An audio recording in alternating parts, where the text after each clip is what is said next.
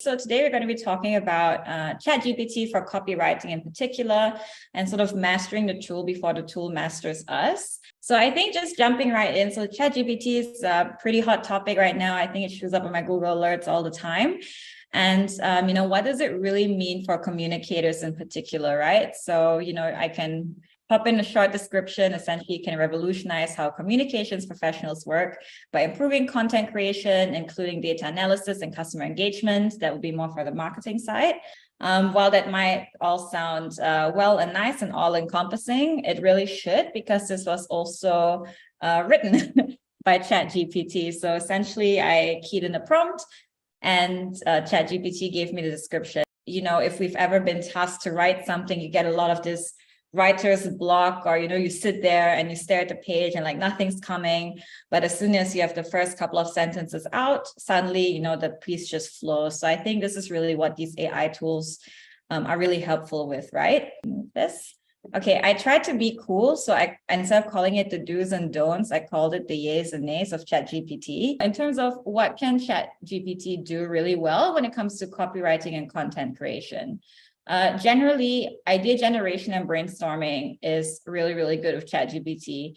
When you sit there and you look out the window and, you want to write something, but nothing's coming, it's really good to, key in a prompt to ChatGPT and be like, hey, what are some trending topics at the moment? Research is good as well. It's like, so can you extract, if you pop in a research paper, can you help me extract certain data points, or can you help me analyze these? What does this mean? Text editing and writing, I use this a lot, actually. Sometimes you just kind of, when you write something and you've looked at it 10 times and you can't even tell anymore if it's good or bad, throw this into ChatGPT and ask, the software to kind of edit it and write it down and edit it down. And you can also change perspective of text. I find that really helpful. Sometimes I write something in third person, she did this and they did this, but I can just have them edit the whole text from a first person perspective. When we look at the nays of ChatGPT, or what the software doesn't give, I think we need to look at solving complex problems. So always keeping in mind that ChatGPT is deriving its information from information that's already available, right?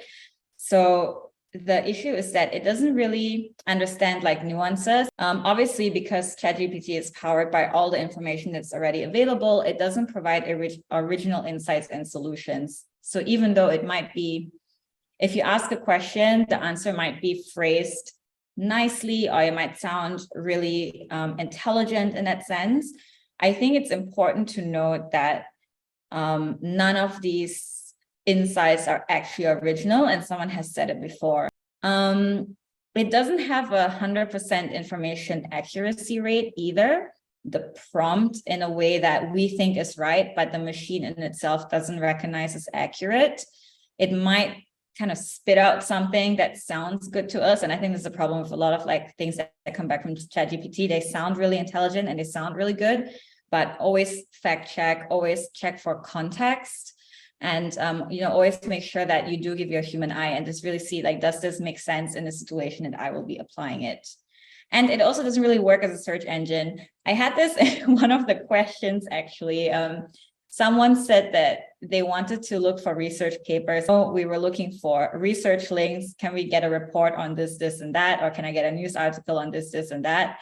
And it generates the report, or it generates the link to the news article, but when you click on it, it actually doesn't exist. And what's your take in using ChatGPT in academic scholarly outputs and in creative writings?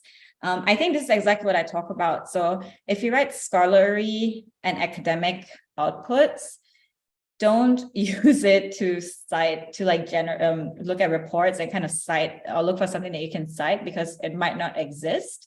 You can plug it into ChatGPT to summarize it, or if you have like 300 words worth of text and you need only 200, or if you have 200 words of text and you need 800 on the topic, then you could kind of look into doing that.